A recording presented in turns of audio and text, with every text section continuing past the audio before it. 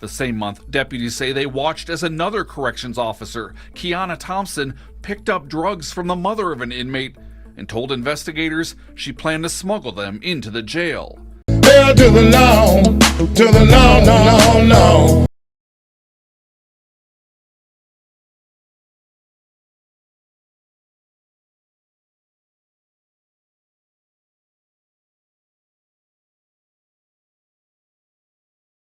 Hey guys, welcome to another episode of Over the Weekend.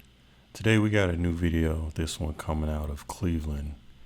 An investigation is being done into the local jail there. This will be our only video for today. Thought this was a pretty interesting investigation. Let's jump into it. The allegations, How often do you drink on the job? seem unbelievable. Is this just jailers gone wild in some cases? Sometimes it looks like that. From a so-called fight club behind bars to accusations of drug smuggling, we're not talking about the inmates. I hope you understand how much of a security risk you are. It's corrections officers in the hot seat. Some of this stuff is not just a dumb mistake that causes you to lose your job. Some of this stuff potentially puts you in prison. News 5 investigators discovered 5 different corrections officers placed on leave or fired in the last 7.5 months for a string of incidents involving what the union calls inappropriate relationships with inmates. Have you ever seen kind of case after case after case after case like this? No. Take Shantia Kirkland. Investigators say she disguised her identity to send emails and do video chats with the father of her child, I made you, because I made you. who was also an inmate, locked up, facing murder charges. Even, in one case, overseeing his pod while working as a jailer. Administrators say she also discussed jail business with him. She was fired in April. Yeah, we're gonna stop it right here. Pause for a little bit and review this first case. Like, how deep do their background checks go for her to be walking and supervising the same pod as her baby daddy? Like, I would imagine just even some internet journalism, like you can find out that type of stuff. And again, it's the fact that she's like overseeing his pod as well, and also providing him information about the jail, so she could potentially be putting officers at risk or giving him the details to possibly escape one day. The same month, deputies say they watched as another corrections officer, Kiana Thompson, picked up drugs from the mother of an inmate and told investigators she planned to smuggle them into the jail. Thompson remains on paid administrative leave. If all those facts are true, I mean, it's just disgusting. So what's going on? As a sociologist, I see patterns. Daniela Yauk-Ajami is an assistant professor at the University of Akron with expertise in women in the criminal justice system. Do you believe, based on what you've seen, Cuyahoga County Jail has an organizational problem here? I would absolutely say yes. She says research shows women working in jails may be targeted for exploitation. Women have to rely more on compliant residents, and it goes incrementally, the grooming process, right? There is a collaboration and it builds from there. Yeah, we're gonna pause it right there. That second CO is pretty bold. To go to an inmate's mother's home and pick up substances. That takes a lot of, like, I don't care.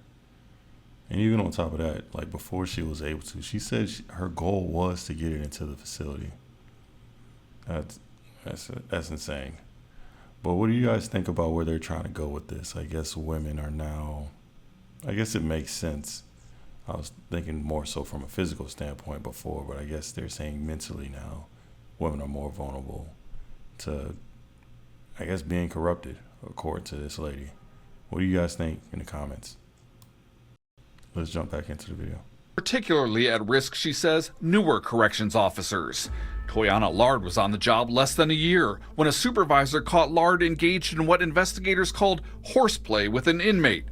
During an interview with investigators, Lard admitted to talking to and flirting with inmates on the phone, depositing money into their jail accounts, even bringing tequila into the jail and giving it to an inmate. I gave him 2 spray bottles, and I gave him one of the spray bottles he sprayed the pot with, and the other one he took it and poured it into a cup. The county fired her in March. Yauk Ajami says administrators need to go a step further, creating what she calls a culture of integrity. That might involve mental health support, that might involve wellness programs, that might involve outlets for correctional officers to get the support they need so they do not have to fraternize with residents. While the union representing corrections officers says things have hit a breaking point. We don't want these salacious cases where somebody brings in drugs to the jail allegedly, or somebody is having an inappropriate relationship with inmates giving them tequila from a spray bottle. Like, that makes everyone look bad, and it makes it so much harder for those officers to do their job. They're fed up. Oh, they are. They've been fed up for a long time with the county's hiring practices. The union calling for stricter screening of jailers, things like polygraph tests and deep dives into applicants' backgrounds, hoping to weed out potential problems before they get into the jail. When you put officers that have actually done things that are truly in violation, that are truly putting officers and inmates in harm's way, you degrade life safety in that jail. We asked the county for an interview to discuss concerns about the hiring process. Instead, we got a statement from a spokesperson about holding corrections officers to the highest standards. We asked again about the union's concerns about screening applicants. The spokesperson emailed us back saying no further comment. Yeah, it sounds like the county's trying to save money. They're not gonna, sounds like they don't plan to increase the budget for those background checks, which is kind of wild because it sounds like those inmates are living it up in there. I mean, you basically getting free alcohol brought to you, getting substances brought to you. Hell, it sounds like they basically going on dates in there, you know, finding love connections with the COs. And if you're wondering, the 4th and the 5th officer that was reprimanded, they were involved in a fight club. You can probably see the video in the background when the guy was talking towards the end.